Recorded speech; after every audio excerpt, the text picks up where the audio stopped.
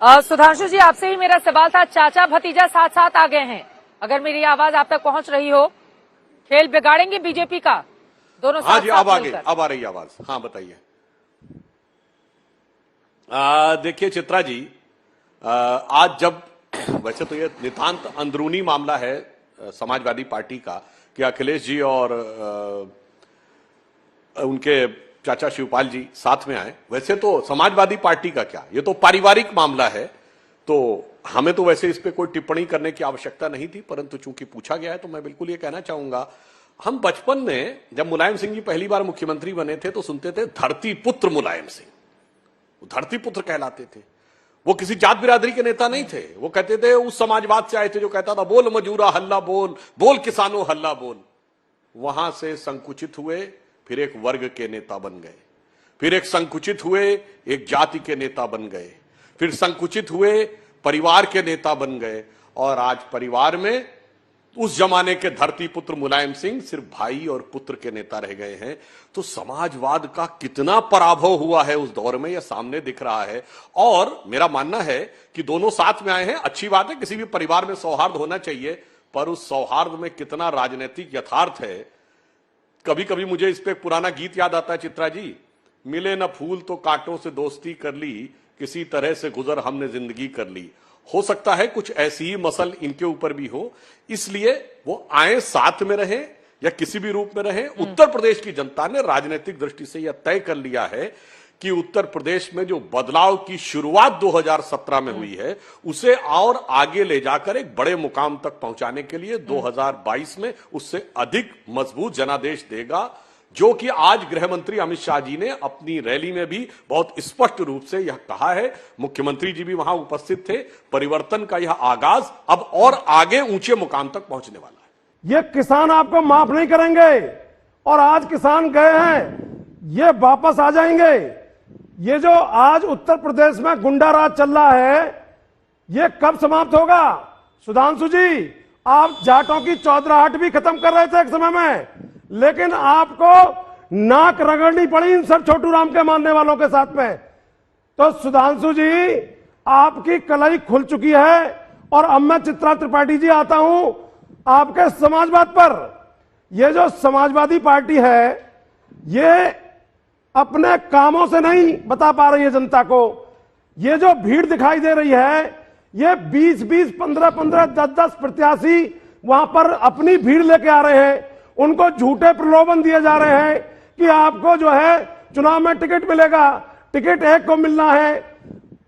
तो इनकी समाजवादी पार्टी की जो ये आपस में जो गठजोड़ चल रहा है, गठजोड़ वो करते हैं जो कमजोर होते हैं। आप कहाँ चले गए? मैंने पूछा था कि दोनों ही पार्टी अपना कुनबा बढ़ा रही है। बीएसपी पार्टी का कुनबा क्या कहता है? समाज पार्टी अपने दम पे 2019 में तो आप सपा के साथ चले गए थे, अभी कुनबे में कौन कौन है? मैं आपसे ये सवाल पूछ रही थी। ठीक है सर, समझ गई।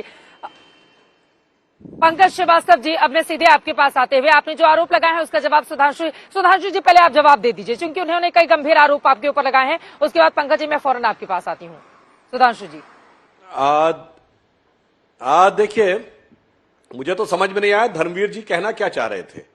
उनके पूरे वक्तव्य में एक बार वो एक तरफ गए, दूसरी बार दूसरी तरफ चले गए। वो टेनी का नाम लेकर आपको याद दिला रहे हैं कि किस तरह से नहीं, इनको कुछ समझ में नहीं आएगा, बर्खास्त नहीं किया जा रहा है, इस्तीफा नहीं लिया जा रहा है उस शख्स को। धृतराष्ट्र को भी कुछ समझ में नहीं आ रहा था, लेकिन महाभारत का जो बोल लेने दीजिए और धृतराष्ट्र की पराजय हुई थी, तो इन्होंने तो अपनी आंखों पर अरे भाई आप क्या बोल रहे हैं? बांध रखी है। सुधांशु जी, आप धर्म का चश्मा भी पहन लेते हैं चुनाव के, लेकिन जनता बखूबी समझ रही है उत्तर प्रदेश की। बोलने दीजिए उनको, ठीक है। आपके बारे में वो चुप थे, उनको बोलने दीजिए, ठीक है। धर्मवीर जी, मैं इसलिए बोला कि आपको समझ में नहीं आया। आपने कहा टेनी 120B के मुजरिम है, कहां है भाई? एफआईआर में नाम है उनका। आप एफआईआर भी नहीं पढ़ पाते? एफआईआर में नाम है उनका। वो क्या बात आप कर रहे हैं साहब? उनके बेटे का नाम है, उन्होंने खुद कहा के बारे में। दूसरी बात, इसके द्वारा आपका यह आरोप भी समाप्त हो जाता है। वो थाने से हिस्ट्री शीटर भी है। अपने अपने टर्न पे बोलिए। उन्होंने खुद वाक्य होने दीजिए। क्या तरीका बहस करने कि मेरी हिस्ट्री शीट पढ़ लेना, तो पता नहीं कहां कहां चले जाते हैं बोलने में।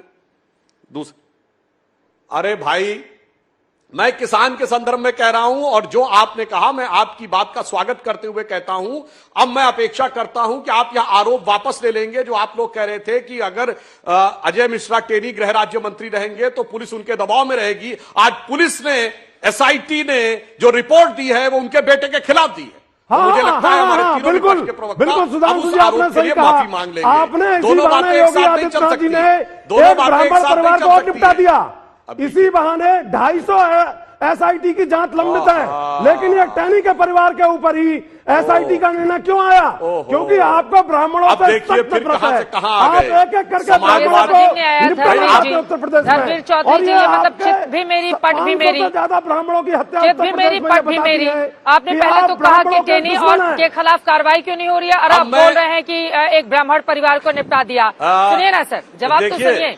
मतलब दोनों ही जगह चलेंगे तो कैसे चित्रा जी, चलेगा? अब धर्मवीर मैं बात जी, पूरी कर कहां लूं, या पर तो खड़े मैं- हैं आप लोग? जब समझ मैं नहीं आ बोलूं तो रहा। इनका पहले तो आप कह रहे हैं टेनी के खिलाफ कार्रवाई करिए, उनके बेटों को गिरफ्तार किया गया, तो फिर आप ब्राह्मण लेकर आए बीच में।